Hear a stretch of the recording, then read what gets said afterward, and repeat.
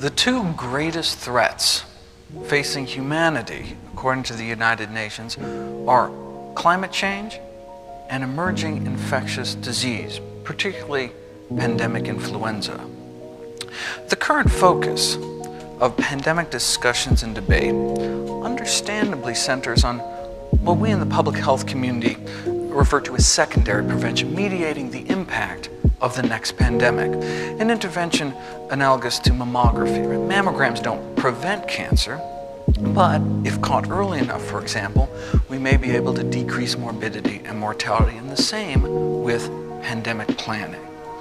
But what of primary prevention, the possibility of preventing the emergence of pandemic viruses in the first place? Like cancer, the root cause is likely multifactorial, difficult to tease out, but a question worth exploring nonetheless, and the question I'd like to address here today. Let's go back a few years. 1981. Here in the United States, Ronald Reagan takes the oath. MTV starts broadcasting Indiana Jones, and Pac-Man mania is all the rage.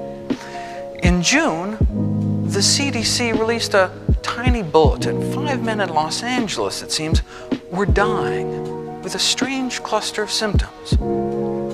From humble beginnings, AIDS has since killed 25 million people. Now, the spread, certainly, of the AIDS virus has been facilitated by promiscuity, blood banking, IV drug use, but where did this virus come from in the first place? And of course, AIDS is not our only new disease. There's SARS, Ebola, mad cow, bird flu, but from where do emerging diseases emerge? Well, let's go back a bit further. Much further. Human beings have been on this earth for millions of years, yet throughout most of human evolution, there were no epidemic diseases. No one ever got the measles because measles didn't exist. No one got smallpox, no one got the flu, not even the common cold, until about here, 10,000 years ago. Medical anthropologists have identified 3 major periods of disease since the beginning of human evolution, and the first started just 10,000 years ago with the domestication of animals. When we brought animals into the barnyard, they brought their diseases with them. When we domesticated cows and sheep, for example, we also domesticated their rinderpest virus, which turned into human measles, now thought of as a relatively benign disease. Over the last 150 years, measles has killed 200 million people.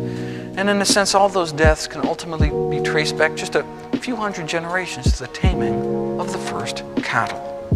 Smallpox likely came from camel pox. We domesticated pigs and got whooping cough. We domesticated chickens, and we got typhoid fever and typhoid Mary. And domesticated ducks and got influenza.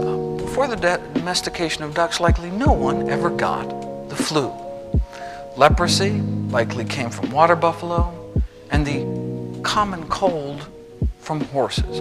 How often did wild horses have the opportunity to sneeze into humanity's collective face until they were broken and bridled? Right? Until then, the common cold was presumably only common to them. In his Pulitzer Prize-winning book, Guns, Germs, and Steel, Professor Diamond tried to explain why the diseases of the landing Europeans wiped out up to 95% of the Native Americans and not the other way around. Why didn't Native American plagues kill the Europeans? Well, because there were no plagues. In his chapter, Lethal Gift of Livestock, he explains how before the Europeans arrived, we had buffalo, but no domesticated buffalo, so no measles. American camels were wiped out in the Pleistocene Ice Age, so no smallpox. No pigs, so no pertussis, no chickens, so no typhoid. So while people were dying by the millions of killer scourges in Europe and Asia, none were dying with diseases in the so-called New World because there weren't essentially farm animals to domesticate. There wasn't this spillover of animal disease. The next great period of human disease started just a few hundred years ago with the Industrial Revolution of the 18th and 19th centuries, leading to an epidemic of the so-called diseases of civilization: diabetes, obesity, heart disease, cancer, etc. But by the mid-20th century, the age of infectious disease, at least, was thought to be over. We had penicillin. We conquered polio, eradicated smallpox. In fact, in 1968, the U.S. Surgeon General declared the war against infectious disease has been won. In 1975, the dean of Yale School of Medicine pronounced that there were no new diseases to be discovered, except maybe lung cancer. But even Nobel laureates were seduced into the heady optimism of the time. One famous virologist wrote in a 1962 textbook, to write about infectious disease is almost to write about something that's passed into history.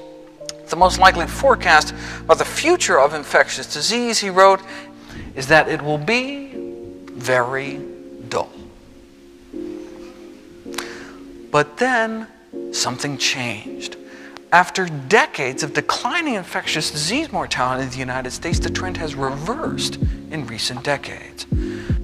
This is a graph from the CDC of infectious disease mortality over time, over the last 50 years or so. And as you can see, it starts declining, declining, declining, declining. But then around 1975, it started to go back up. The number of Americans dying from infectious disease started to go back up. Starting around 1975, new diseases started to emerge and reemerge at a rate unheard of in the annals of medicine. More than 30 new diseases in 30 years, mostly newly discovered viruses. In fact, the whole concept of emerging infectious disease has gone from a mere curiosity in the field of medicine. Now it's an entire discipline, really moved to center stage. We may soon be facing, according to the U.S. Institute of Medicine, what they call a catastrophic storm of microbial threats. We are now smack dab in the third era of human disease, which seems to only started about 30 years ago. Medical historians have called this time in which we live the age of emerging plagues, almost all of which come from animals. But we domesticated animals 10,000 years ago. What has changed in recent decades to bring us to this current situation? Well, we are changing the way animals live.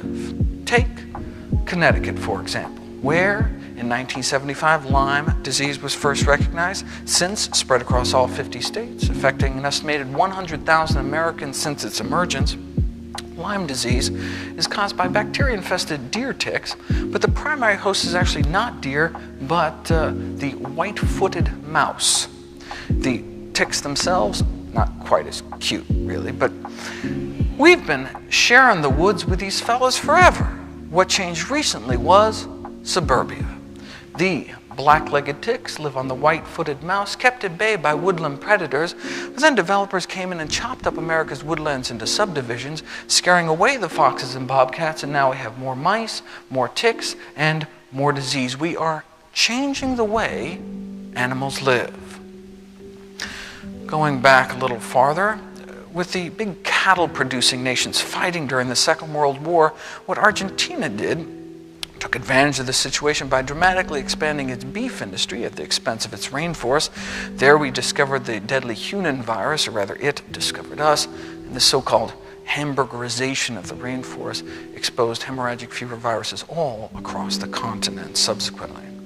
Turning to the other side of the world, cutting into Africa's rainforest exposed a number of other hemorrhagic fever viruses, including Lassa virus, Rift Valley fever, and of course, Ebola. Now, the inroads into Africa's rainforest were logging roads cut by transnational timber corporations hacking deep into the rainforest, dragging along a hungry migrant workforce which survived on bushmeat, wild animals killed for food. Now, this includes upwards of 26 different species of primates, including a number of endangered great ape species, gorillas, chimpanzees, who are shot, butchered, smoked, and sold as food. Now, by cannibalizing our fellow primates, we may be exposing ourselves to viruses particularly fine-tuned to our own primate physiology. In fact, recent outbreaks of Ebola, for example, have been traced to the exposure to the bodies of infected great apes hunted for food. Now, Ebola is one of our deadliest infections, but not efficiently spread compared to a virus like HIV. The leading theory as to the emergence of the AIDS virus is direct exposure to animal blood and secretions as a result of hunting, butchering, and the consumption of contaminated bushmeat. Experts believe the most likely scenario is that HIV arose from humans sawing their way into the jungle, butchering chimpanzees for their flesh along the way. Now, in many countries in Africa, the prevalence of HIV exceeds 25% of the adult population, leaving millions of orphan children in its wake. Someone butchered a chimp a few decades ago, and now 25 million people are dead. But wildlife has been hunted for thousands of years, yes, but never before like this. With the demand for wildlife meat outstripping local supplies, what countries have done is set up these intensive captive production farms, cramming wild animals in these cramped, filthy cages and then smuggling them around the world. This intensive commercial bushmeat trade actually started in the live markets of Asia, particularly the Guangdong province, a southern province surrounding Hong Kong, from which the current bird flu threat arose. The civet cat, popular commodity in these Chinese animal markets, in addition to being raised for their flesh, they also produce the most expensive coffee in the world. So-called fox dung coffee is produced by feeding coffee beans to captive civets and then, you guessed it, recovering the partially digested beans from their feces. A musk-like substance of buttery consistency secreted by the anal glands is said to give this coffee its distinctive flavor. One might say this unique drink is good to the last dropping. This animal was blamed for the SARS epidemic. Quoting from the medical journal Lancet, a culinary choice in South China. A culinary choice in South China led to a fatal infection in Hong Kong, subsequently 8,000 cases of SARS, nearly 1,000 deaths, 30 countries, 6 continents. Maybe they should have just stuck to Starbucks. These live animal markets took a class of viruses which in human medicine we had only known for causing the common cold and seemed to turn them into a killer, SARS, which then spread around the world. Viruses can escape rainforests and animals live or dead as pets or as meat. In 2003, the exotic pet trade brought monkeypox from the jungles of West Africa to Wisconsin. Bird smuggling may have actually been what brought West Nile virus to the Western Hemisphere. Here it hits New York in '99, since spread across the country, hundreds of human deaths, thousands of cases, all perhaps because of a single imported pet bird. So we are changing the way animals live, contributing to the emergence of these new diseases. But there's one way we have changed our relationship with animals that really outshadows all the rest. In response to this torrent of emerging and re-emerging infectious diseases, the world's 3 leading authorities got together for a joint consultation. The World Health Organization, the Food and Agriculture Organization in the United Nations, and the World Organization for Animal Health, the world's leading veterinary authority, got together to uncover the key underlying causes of this age of emerging plagues. They came up with four main themes of risk factors for the emergence and spread of these new diseases. Yes, they talked about the exotic pet trade, they talked about bushmeat, but number 1 on their list was this increasing demand for animal protein the world over. Yes, we domesticated animals 10,000 years ago, but never before like this, especially pigs and poultry. Chickens used to peck around the barnyard, but now chickens raised for meat are typically warehoused in sheds containing tens of thousands of birds. About half of the egg-laying hens on this planet are now confined in what are called battery cages. These small barren wire enclosures extending down long rows and windowless sheds can be up to 1 million birds on a single farm. About half of the pigs on the planet are now, again, crowded into these intensive confinement operations. You know, old McDonald's farm has since been replaced by the new McDonald's farm. These intensive systems represent the most profound alteration of the human-animal relationship in 10,000 years. And no surprise, they are breeding grounds for disease. A few snapshots. China, 2005, the largest pork-producing nation, suffers an unprecedented outbreak of an emerging pig pathogen, strep suis, causing meningitis and deafness in people handling infected pork products. Hundreds of people infected, the deadliest strain on record. Why? Well, according to the World Health Organization, indeed it seems to be these intensive confinement conditions. The USDA elaborates, all strep suis starts out harmless as natural gut flora, but then the immunosuppressive effect of stress due to overcrowding, inadequate ventilation causes the bug to go invasive, causing infections of the brain, blood, lungs, heart, and death. Starts out harmless, turns deadly. That's what these kind of conditions seem to be able to do. This is not, arguably, how animals were meant to live. Pig factories in Malaysia birthed the Nipah virus, one of the deadliest of human infections, a contagious respiratory ailment killing 40% of those it infects, causing relapsing brain infections, propelling it onto the official U.S. list of bioterrorism agents. And again, according to one of the leaders of the field, it seems to be the way in which we now raise these animals. So the three eras of human disease can be characterized perhaps as first the diseases of domestication, then the diseases of industrialization, and finally of land use and agricultural intensification.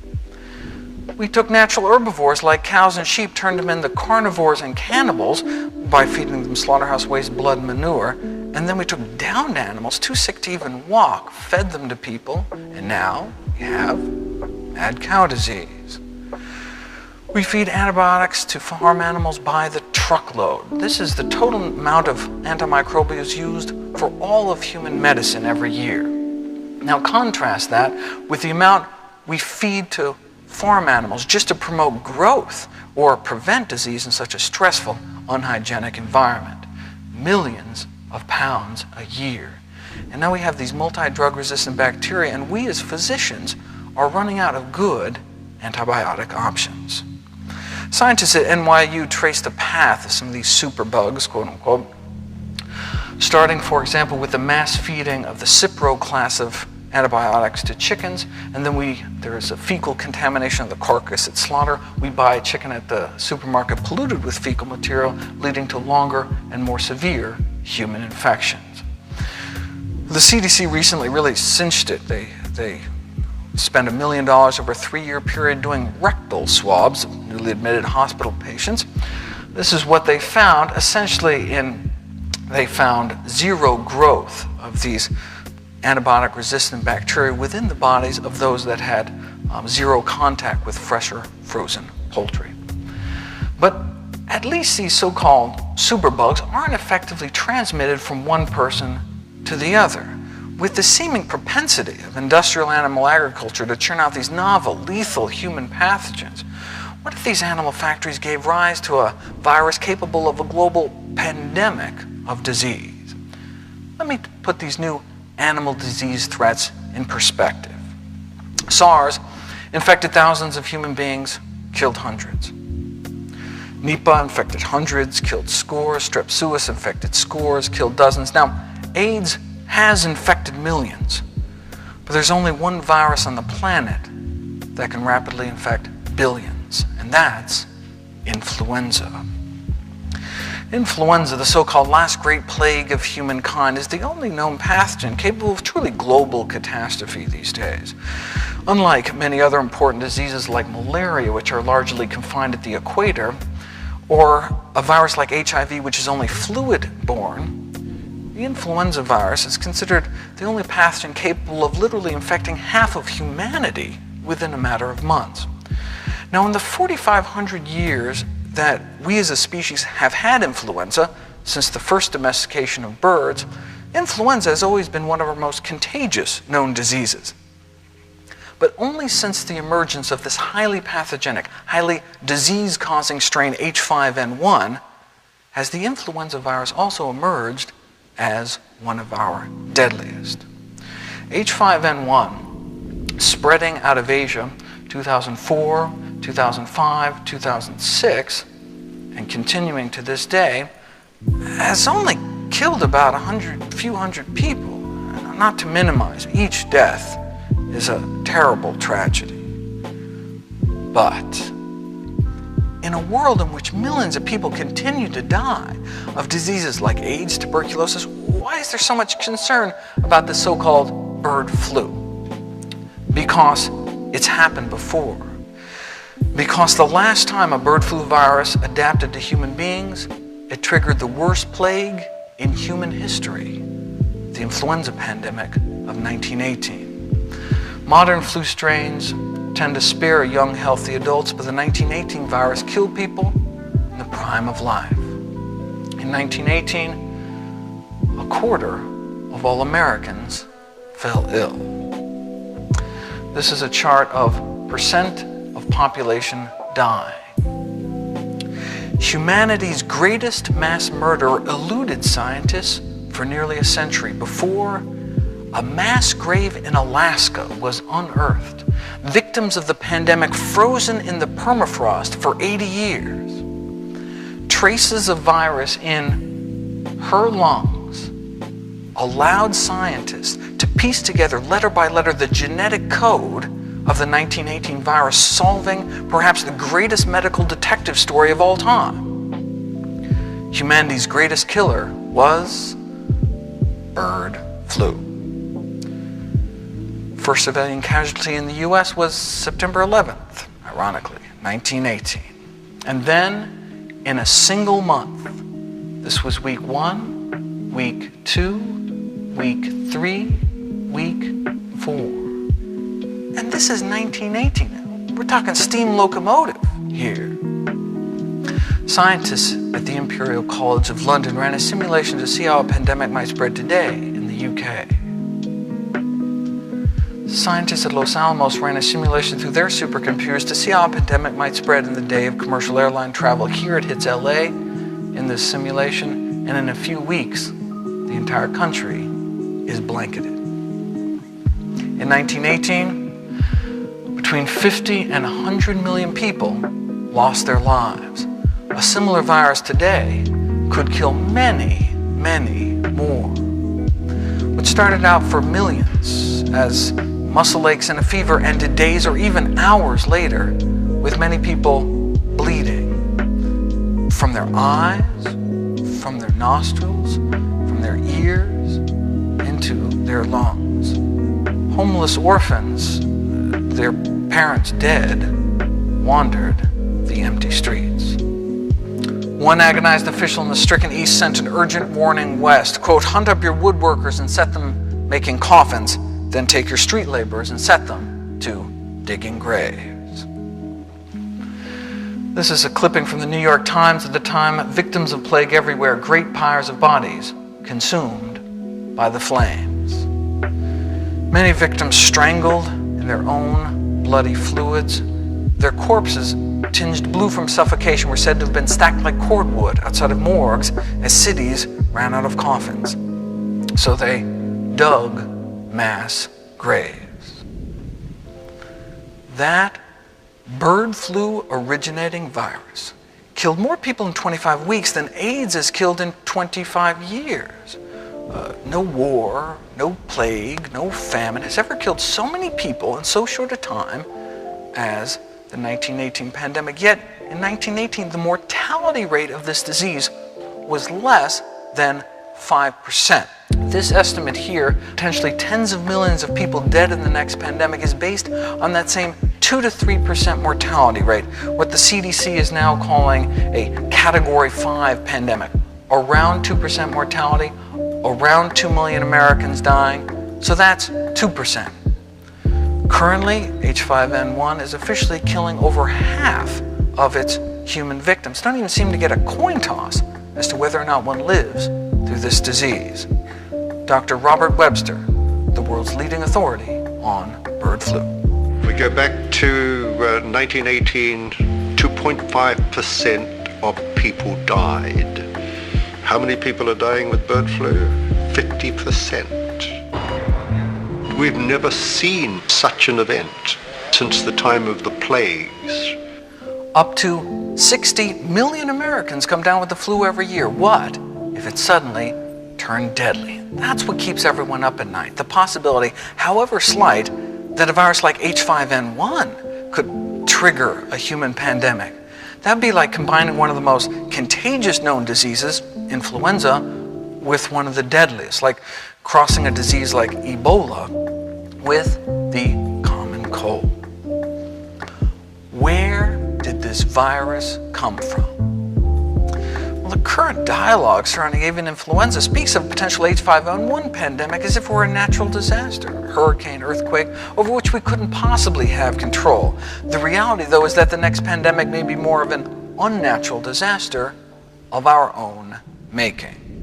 In poultry, bird flu has gone from an exceedingly rare disease to one which now pops up every year. The number of outbreaks of highly pathogenic avian influenza in the first few years of this century have already exceeded the total number of outbreaks recorded for the entire 20th century.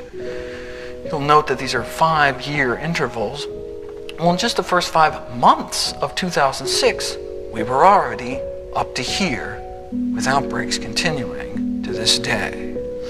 If one looks at the number of birds involved, the escalation is even more dramatic. At this scale, not even a blip until the 1980s. Bird flu seems to be undergoing evolution in fast forward. As one leading flu expert told Science, we've gone from a few snowflakes to an avalanche. And the increase in chicken outbreaks has gone hand in hand with increased transmission to humans. A little over 10 years ago, essentially no known people, not a single person known to get sick directly from bird flu. But since H5N1 arose in 1997, 4 other chicken flu viruses have affected people from Hong Kong to New York City. We can add another pink ring for the 4 cases in England and Wales last year. In the Netherlands outbreak, there's evidence from a government investigation of 1,000 people infected, with symptomatic poultry workers passing the virus on to a whopping 59% of household family members. Human-to-human transmission at a rate of seasonal flu. So 10 years ago, or a dozen years ago, essentially no one was getting infected with bird flu, and now there's been over 1,000 cases in continents around the world. Now, the Netherlands outbreak, 30 million chickens died, but only one person, one of the attending veterinarians, tragically died. So the Netherlands virus was good at spreading, but not at killing. H5N1 is kind of the opposite, right? H5N1 isn't even good at spreading from birds to people. Look, it's been around 10 years, over 10 years. Only a handful of people, a few hundred people have become infected. And currently, certainly not good at spreading from person to person. But the human lethality of this strain is ferocious, so 10 times deadlier than the worst flu virus on record, that which triggered the pandemic of 1918. So what the Netherlands outbreak shows us is that this virus can evolve to go directly human to human. What H5N1 shows us is that this virus can evolve into an efficient human killer. If this trend is allowed to continue, our nightmare may one day be realized. The worst of both worlds, contagious and deadly. So to slow down or stop this rapid recent emergence of highly pathogenic flu viruses, one must first ask, well, what triggered this avalanche in the first place? What has changed in recent decades to bring this all upon us? The emergence of H5N1 has been blamed on free-ranging flocks, wild birds, but people have been keeping chickens in their backyards for thousands of years, and birds have been migrating for millions. Bird flu's been around forever. What turned bird flu into a killer? Well, the senior correspondent, NewsHour with Jim Lehrer, posed that question to Dr. Webster, the so-called godfather of flu research. Was there something qualitatively different about this last decade made it possible for this disease to do something it's never done before? Some kind of change in conditions that suddenly lit a match to the tinder? Webster replied. He said, farming practices have changed. He talks about growing up on a farm. But now we put millions of chickens into a chicken factory next door to a pig factory. And this virus has the opportunity to get in one of these chicken factories and make billions and billions of these mutations continuously. And so what we've changed is the way we raise animals and our interaction with those animals. Then he talks about how the virus is escaping from the factories, infecting wild birds. He says that's what's changed. We've changed the way we raise animals, right? But we're changing the way we raise animals by the billions. The number of chickens we slaughter every day, spread wing to wing, would wrap more than twice around the world's equator. The big shift in the ecology of avian influenza has been the intensification of the global poultry sector. The developing world meat and egg consumption has exploded, leading to these industrial-scale commercial chicken facilities, arguably the perfect storm environment for the emergence and spread of these so-called super strains of influenza. In the early 1980s, nearly all the chickens in China were raised in tiny backyard outdoor flocks. But now there are 63,000 CAFOs in China, concentrated animal feeding operations, with a few of these so-called factory farms confining 10 million birds on a single farm. The World Health Organization blames the emergence of H5N1, SARS, Nipah virus, all these new deadly emerging Asian viruses, in part what they call the overconsumption of animal products and this intensive animal agriculture. The Food and Agriculture Organization of the United Nations starts out, there seems to be an acceleration of human influenza problems in recent years. This is what they mean. This is from the World Health Organization. These are all the new influenza viruses infecting human beings over the last century or so. Now turn your attention to just 1995 on. Seems to be kind of snowflakes to an avalanche in people too. But why? Well, according to the world's leading agriculture authority, this is expected to largely relate to the intensification of poultry production and possibly pig production as well. They elaborate in an internal FAO document, chicken-to-chicken spread, particularly where assisted by this intensive husbandry conditions, causes the virus to shift, adapt to a more severe, highly pathogenic type of infection. Intensive production favors the rapid spread of the viruses and the so-called hotting up of the virus from low pathogenicity to highly pathogenic types. Factory farms, it seems, can be thought of as the incubators for the emergence of highly disease-causing strains of this virus. In this diagram here, they actually trace the path of a human pandemic, starting with increased demand for poultry products and ending up with a virus capable of human-to-human transmission.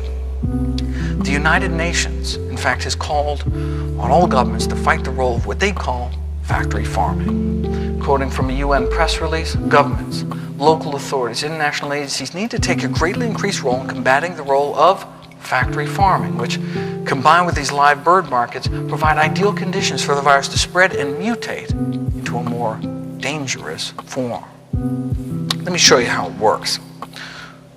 All bird flu viruses start out harmless. To both birds and people, very important to understand, they start out harmless. Avian influenza has existed for millions of years as an harmless intestinal virus of aquatic birds like ducks, waterborne virus. They say, well, how does a duck's intestinal bug end up in a human cough? Well, in people, the virus must make us sick in order to spread, must make us cough in order to shoot virus from one person to the next.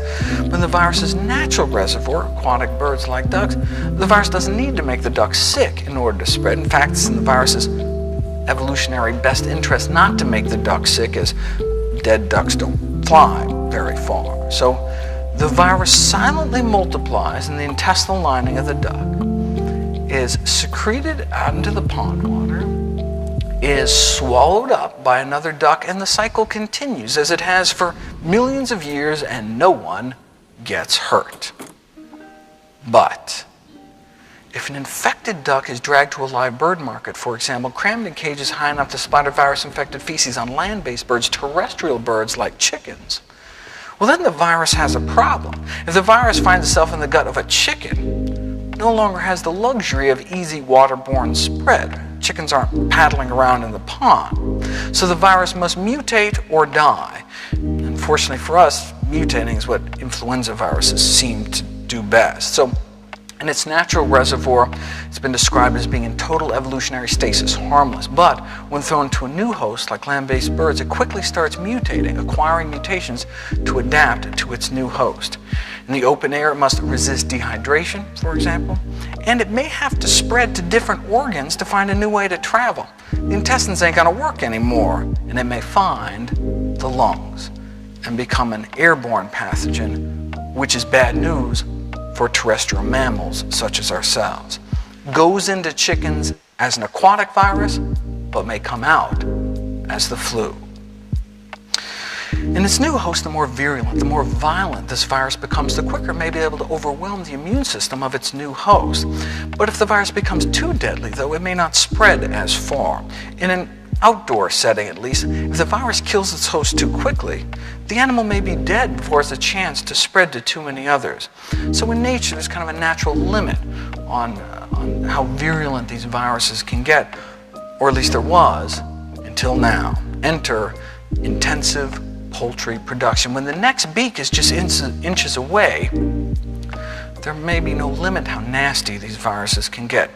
Evolutionary biologists believe that this is the key to the emergence of hypervirulent, predator-type viruses like H5N1, disease transmission from immobilized hosts.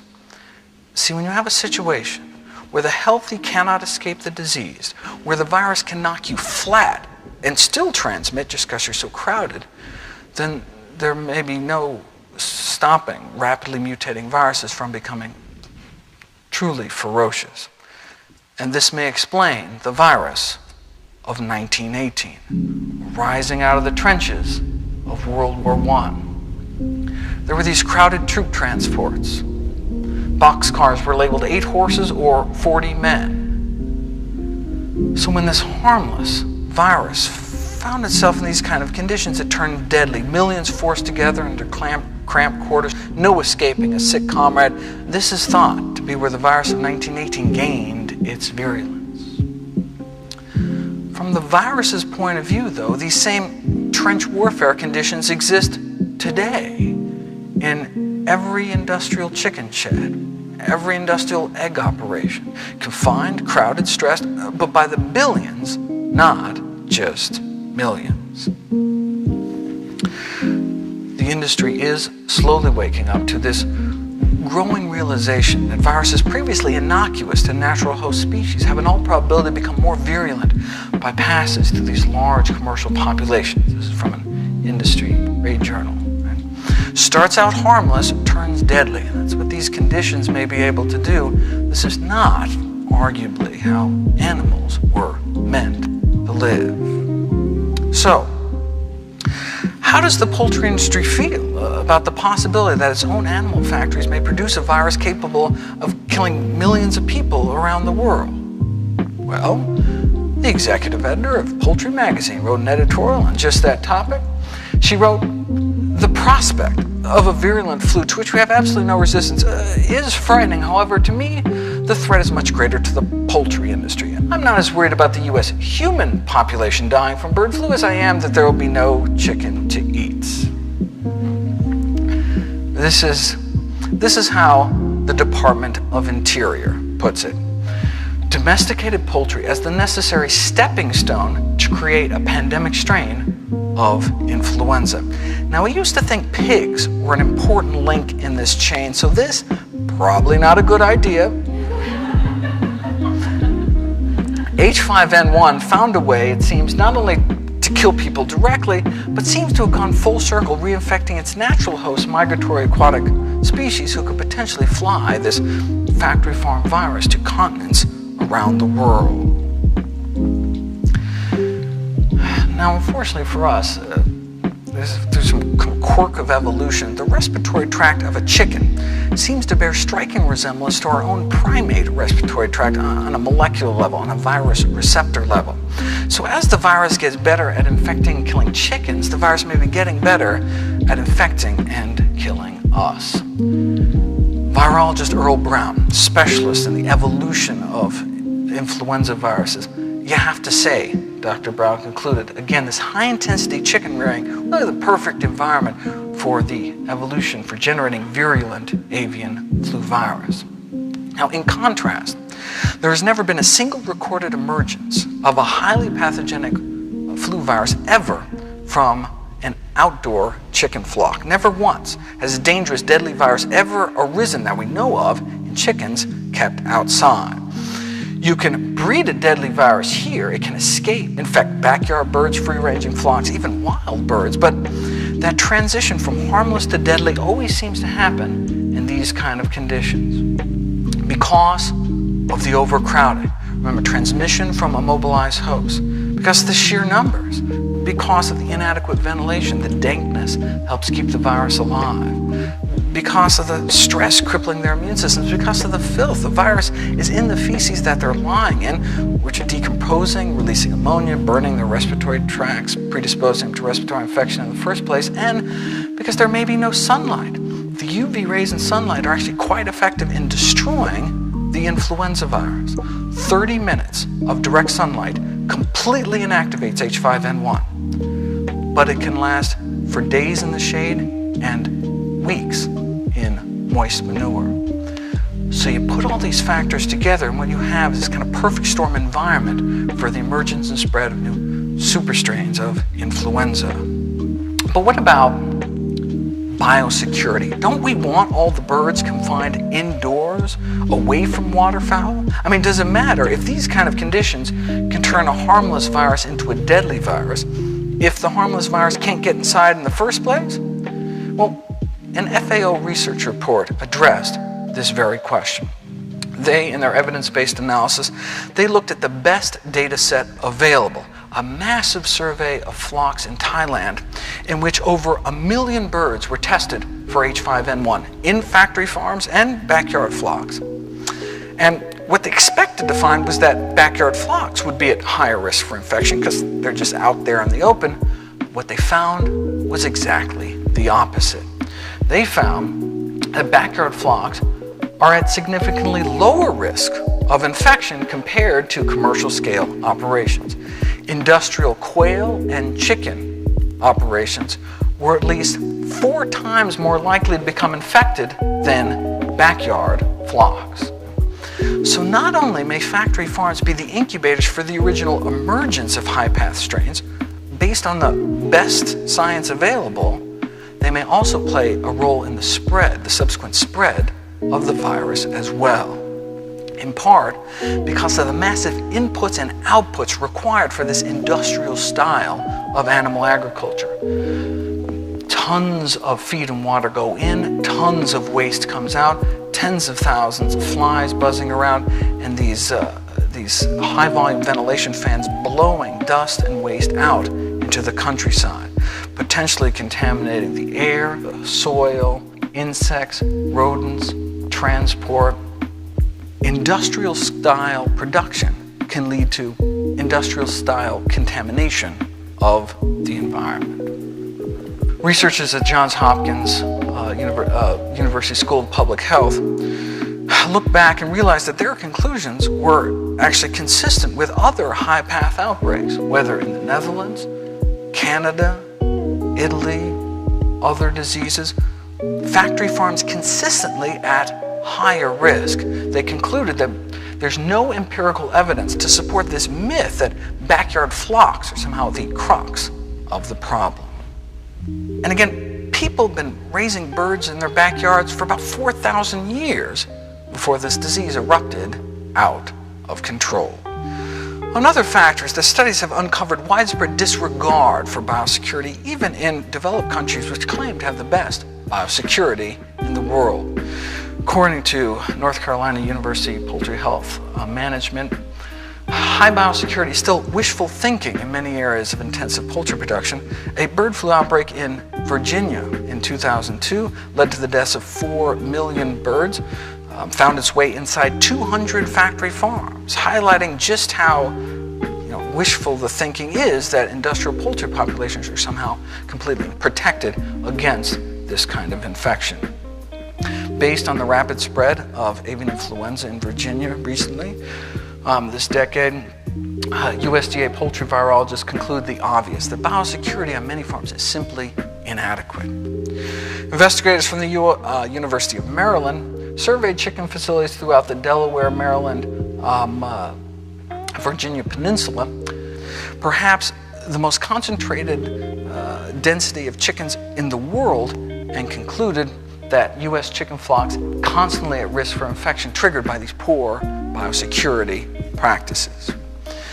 Even if the industry had perfect compliance with these guidelines, even if everyone going in and out stepped in antiseptic foot baths, scrubbed their boots, washed their hands, even with perfect compliance, it likely would not be enough. We now know that H5N1 can be carried by flies. You cannot keep flies out of a poultry shed. See, H5N1 is a biosafety level 3+ pathogen. That means in a laboratory setting, this virus must only be handled in unique high containment buildings, specially engineered with airlocks, double door access, shower in, shower out, all floors, walls, ceilings sealed, waterproofed, all electric outlets, phone cords cocked, collared, sealed to prevent any air leaks. All surfaces decontaminated daily, all solid waste incinerated. That's how you're supposed to handle this virus. That's biosecurity. In contrast to this, the global industrial poultry industry seems to be breeding viruses like H5N1 at essentially biosafety level 0. So the poultry industry may not only be playing with fire, with no way to put it out, they may be fanning the flames, and firewalls to contain this virus do not yet exist. Unfortunately, leading USDA poultry virologist told an international gathering of bird flu scientists, unfortunately, this level of biosecurity just doesn't exist in the United States, and doubts really it exists anywhere in the world.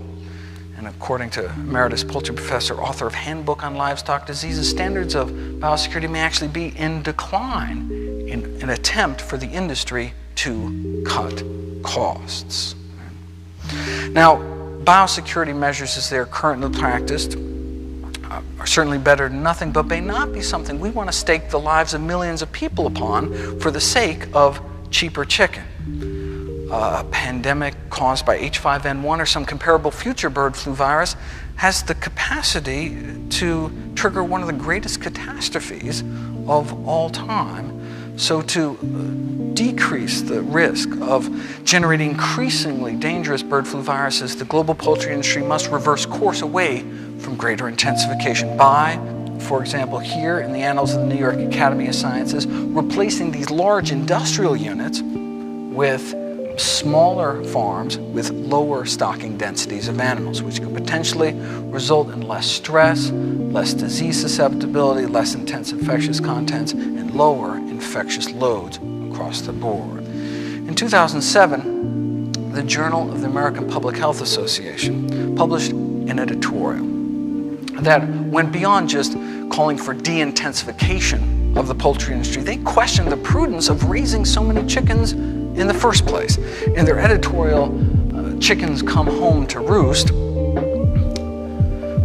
it is curious that changing the way humans treat animals, most basically ceasing to eat them, or at the very least radically limiting the quantity of them that is eaten, is largely off the radar as a significant preventive measure. Such a change, if sufficiently adopted or enforced, however, even at this late stage, could still reduce the likelihood of the much-feared influenza pandemic. It would even more likely prevent unknown future diseases that, in the absence of the change, may result from farming animals intensively and killing them for food. Yet, humanity does not even seem to consider this option. We don't tend to shore up the levees until after the disaster. Hopefully, it won't take a pandemic before we take these recommendations into account. The editorial concludes those who consume animals not only harm those animals and endanger themselves, but they also threaten the well-being of future generations on this planet.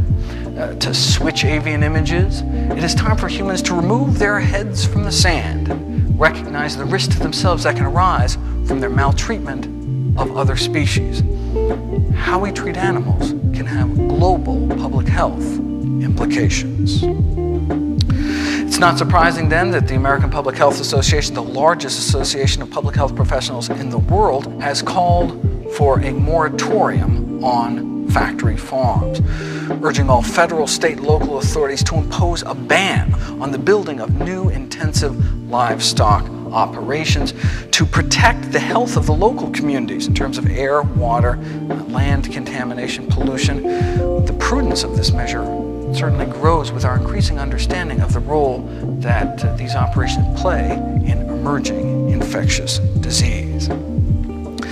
I'm often asked how the industry responds to this kind of sentiment from the scientific community. Well, last summer, the United Nations released yet another report on the global health risks of intensive animal agriculture. Let me show you how U.S. agribusiness responded to this report. Feedstuffs is America's leading agribusiness publication, and an editorial responded this way to the FAO research report. FAO claims to use scientists to generate its reports, but I wonder if those scientists don't resemble a bearded guy living in a cave in Pakistan who wants the U.S. on its knees. All too typical of the kind of you're with us or against us industry attitude, unfortunately. Now, this is an extreme example. There are those within industry who can take a step back and look at the longer-term view. Avian health expert and longtime industry insider Ken Rudd wrote a really candid article in Poultry Digest called Poultry Reality Check Needed. Drawing on his 37 years experience from within the poultry industry, he concluded with these prophetic words. He said, "Now is the time to decide. We can go on with business as usual, charging headlong towards lower costs, or we can begin making prudent moves necessary to restore balance between economics and long-range avian health. We can pay now, or we can pay later, but it should be known, and it must be said, one way or another, we will pay." So cutting down our consumption of chickens and fighting the role of factory farming, as the United Nations has called for, may indeed prevent the emergence of future viruses, but H5N1 has already been hatched, already spread and mutated into a more dangerous form, and now that it is endemic in poultry populations across 2 continents, eradication is unlikely.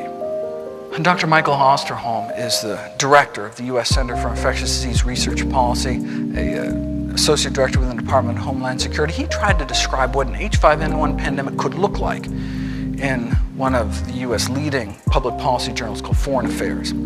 He asked policymakers to consider the devastation of the 2004 tsunami in South Asia. He said, "Duplicate the tsunami in every major urban center and rural community around the planet simultaneously, add in the paralyzing fear and panic of contagion, and we begin to get some sense of the potential of pandemic influenza." That's what he thinks it could be like. A tsunami in every city, every town, everywhere, people drowning in their own bodily fluids. Or we could imagine Katrina. Imagine every city, New Orleans, around the world at the same time. All perhaps because people insisted on eating cheaper chicken. The next pandemic may be more of an unnatural disaster of our own making. A pandemic of even moderate impact may result in the single biggest human disaster ever, far greater than AIDS, 9/11, all the wars of the 20th century, and the tsunami combined, has the potential to redirect world history as the Black Death redirected European history in the 14th century. Hopefully, the direction world history will take is away from raising birds by the billions under intensive confinement, so as to potentially lower our risk of us ever being in this precarious place ever again. My intention today was just to focus on primary prevention, getting to the root cause. But with the unprecedented spread of this truly unprecedented virus, it is important that everyone be prepared for the next influenza pandemic. So let me just throw out some resources. The CDC has set up an excellent pandemic preparedness website, pandemicflu.gov. If you click across here, you will find pandemic preparedness checklists for businesses, schools, communities, faith-based groups, all the way down to individual and family preparation, which really focuses on getting everyone right now to stockpile weeks of essential supplies to shelter in place during a pandemic, isolating ourselves and our families in our homes until the danger passes. The U.S. Department of Homeland Security is now using as a key planning assumption that the U.S. population may be directed to remain in their homes under self-quarantine for up to 90 days per wave of the pandemic to support social distancing. Kind of like a snow emergency where you're just told to stay inside, don't go out unless it's an emergency. But instead of lasting a day or two, lasts weeks or even months. Everyone ready to stay in their homes for 3 months? If we have to go out to the corner store during a pandemic to buy toilet paper or something, we may be bringing back to our family more than just groceries. Let me end with a quote from the World Health Organization. The bottom line. The bottom line is that humans have to think about how they treat their animals, how they farm them, how they market them. Basically, the whole relationship between the animal kingdom and the human kingdom is coming under stress. In this age of emerging plagues, we now have billions of feathered and curly-tailed test tubes for viruses to incubate and mutate within, billions more spins at pandemic roulette. Along with human culpability, though, comes hope. If changes in human behavior can cause new plagues, well then changes in human behavior may prevent them in the future.